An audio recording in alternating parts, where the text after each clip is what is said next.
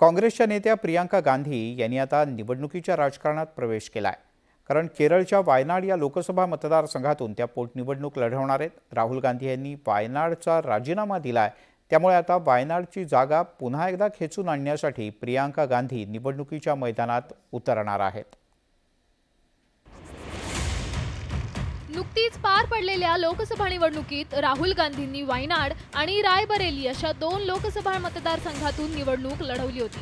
विशेष म्हणजे या दोन्ही मतदारसंघातून त्यांनी विजय मिळवलाय, त्यामुळे त्यांना दोन्हीपैकी एका मतदारसंघाचा राजीनामा द्यावा लागणार आहे। याच पार्श्वभूमीवर राहुल गांधींनी रायबरेलीला झुकतं माप देत वायनाड लोकसभा मतदारसंघाचा राजीनामा देण्याचा निर्णय घेतलाय।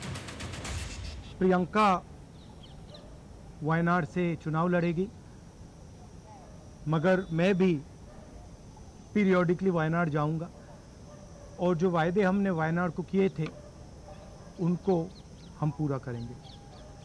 रायबरेली का पुराना रिश्ता है। दोनों एक तो रायबरेली सीट रहेगी और वायनाड में भी वो प्रियंका जी रहने से वहाँ के लोगों को भी एक हिम्मत मिलेगी कि राहुल गांधी जी यहाँ से छोड़े तो भी वो छोड़ के तो जाने वाले नहीं है। राहुल गांधींच्या राजीनाम्यामुळे वायनाडमध्ये पोटनिवडणूक होणार असून प्रियंका गांधी वायनाडची निवडणूक लढवणार आहेत। बहुत खुश हूँ मैं। I am very happy to be able to represent Wayanad and all I will say is that I won't let them feel his absence. As he said he will come many times with me, but I will work as hard and I will try my best to make everybody happy and to be a good representative. Priyanka गांधींनी वायनाडची लोकसभा लढवण्यामागे कारणही तसंच आहे। काँग्रेसच्या पडत्या काळात वायनाडनं राहुल गांधींना लोकसभेत पाठवलं होतं, पण आता रायबरेलीसाठी वायनाडचा राजीनामा दिल्यास वायनाडमधील मतदारांमध्ये वेगळा संदेश जाईल अशी काँग्रेसला भीती असावी।